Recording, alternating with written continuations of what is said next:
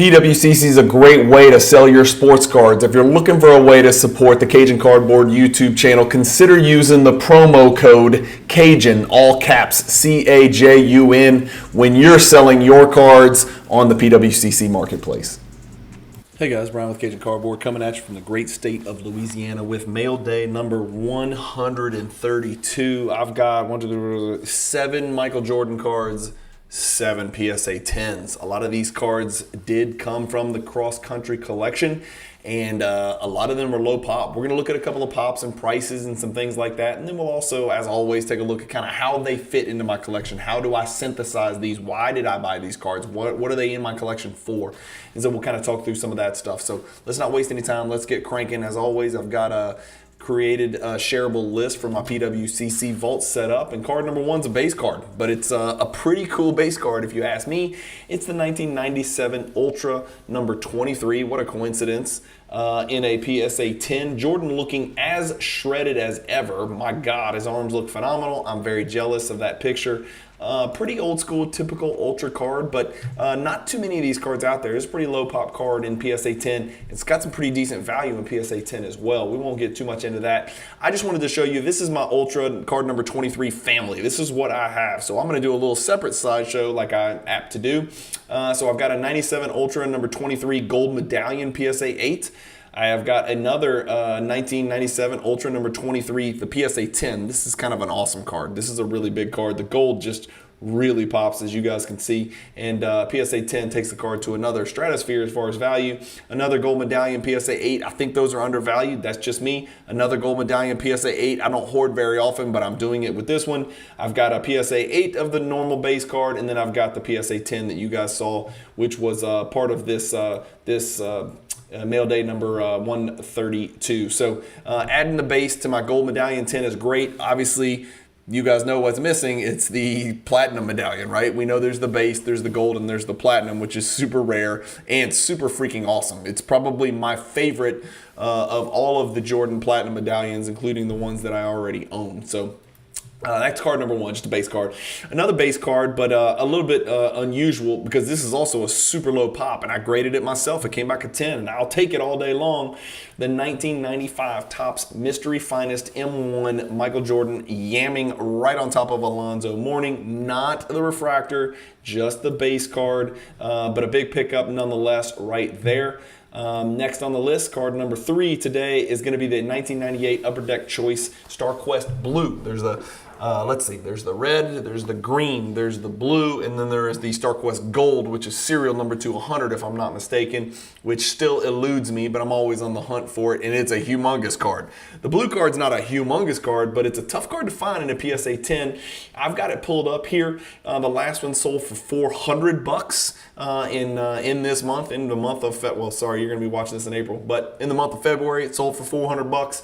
Here's what the card looks like. There's what it looks like, big screen right there.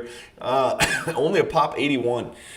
As you guys can see, there's been about a little bit less than 1,000 graded, a little bit less than 900 of them have been graded. It's only 81 PSA 10s, and so that's what makes it a $400 card, a 10% gem rate. So not the rarest card in the world, but I like this card. I'd like to get this card in the green, the red, and the blue in PSA 10, and then I'll take the the StarQuest Gold in whatever hell grade I can get it in. You guys know how that goes, but these are all pretty neat looking cards. Just pretty basic, pretty simple. The blue's kind of striking, so I like it. And then probably one of the rarest Jordan base cards out there. This is the 1998 Skybox Thunder number 106 base card, PSA 10. There is a super rave version of this card out there that's serial number 225. I'm almost positive. But this is just a regular base, number 106. But I've got it pulled up too because, look, if you don't believe me, there's only 36 PSA 10s out there. It's a 10% gem rate, but the set itself wasn't real highly printed. So Skybox Thunder was a pretty rare set, a lot more rare than just the regular old Skybox. So only about 400 of these have ever been graded between BGS and PSA. Only 36 PSA 10s out there. So I was happy when this one came back from PSA in a PSA 10 slab. I just did not expect that, but a pleasant surprise nonetheless. And then this is a big one, right? So this is a card that I won at auction. I did not grade this one, unfortunately, with the cross-country collection. This is one that I had to actually go out, seek out, and buy. You guys know the top to bottom and left to right centering and edge issues, specifically on the top and bottom on the backer, is always the problem. And you can even see a little bit of edge wear at the bottom, but it's still passed for a 10 grade.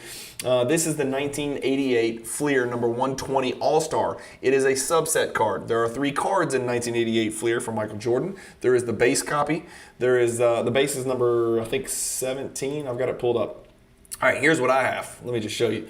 So I've got the 88 Fleer card number 17 in a PSA 10. I've got the card that you just saw on today's mail day in a PSA 10. The one I'm missing, obviously, is the sticker.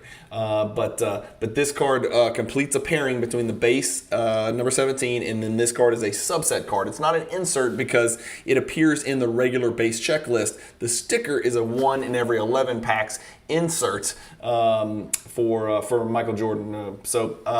Well, the stickers were inserted, I think, 1 in every pack, but there are 11 players in the sticker set, so it's a 1 in 11 pack odds insert. Obviously not a very difficult one to find, but in PSA 10, the sticker's a big-ass card. Big-ass sticker, I should say. Next, we got the Fanimation. You know, I don't like the cartoon crap, but this is from 1992 Upper Deck, so I made an exception to put it in my collection. There's another Fanimation of Jordan, you know, flying through the air or whatever. This one features Larry Bird, or as they call him, Birdman. And then Jordan, of course, is Agent 23 for whatever reason. Comic book theme to it. This is kind of where the Kaboom and all the comic book looking stuff started.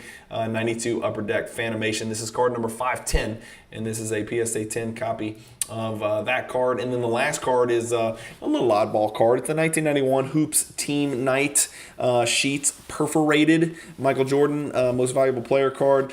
This appears in a team. Actually, you know what? Hang tight.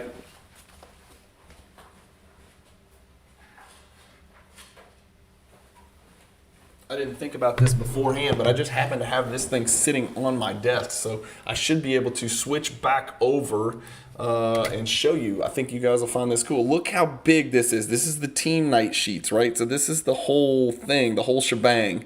And there's a couple different variations of this. Sorry for the glare, but there's the Jordan card right there, right? So that's the card that I just showed you, and it's the perforated version, PSA 10 in today's mail day. But this is what the whole thing kind of looks like, right? So pretty interesting. If I switch you back over, you can see where that card comes out, right? So somebody just cut it out of there, and obviously they perforated it very well. And so it came back a PSA 10. There was a few of these. I thought it was the right time to go after it. I think I picked this up in the PWCC Weekly. I can't remember what number it was, but I think there was like maybe 3 of them all in PSA 10, all in the same auction. And I was like, well, what better time to try to strike while the iron's hot than when somebody puts 3 of them in there.